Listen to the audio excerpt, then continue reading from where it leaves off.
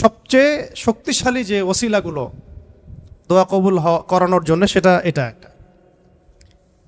আমাকে যদি বলেন যে আপনার জানা মতো সবচেয়ে বেস্ট ওসিলা কোনটা দোয়া কবুল, আমি বলবো এটাই। এটার সাথে আরও একটা আছে, ওটা আরেকদিন বলবো ইনশাআল্লাহ। সেটা হচ্ছে আপনি আল্লাহ রাব্বুল আলামিনের এই একত্ববাদের ওসিলা দিয়ে দোয়া করবেন।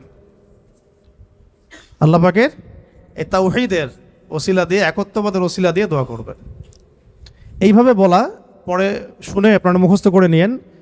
দোয়া করার আগে আল্লাহ পাকের প্রশংসা করা, আলহামদুলিল্লাহটাও আল্লাহ পাকের প্রশংসা, এবং রাসূল সাল্লাল্লাহু আলাইহি ওয়াসাল্লামের প্রতি দরুদ শরীফ পড়া একবার, অন্তত একবার, চাইলে আপনি অনেক পড়তে পারেন। এরপরে যে বিষয়টা আপনি চাচ্ছেন তার আগে বলা যে আল্লাহুম্মা ইন্নী আসআলুকা বিআন্নী, আগে বলে নেই, আল্লাহুম্মা ইন্নী আসআলুকা বিআন্নী আশহাদু আন্নাকা আনতাল্লাহ লা ইলাহা ইল্লা আনতা আল আহাদ আস-সামাদ আল্লাযী লাম ইয়ালিদ ওয়া লাম ইউলাদ ওয়া লাম ইয়াকুল লাহু কুফুয়ান আহাদ। সূরা ইখলাস যে জানে সে এটা সহজেই বলতে পারবে।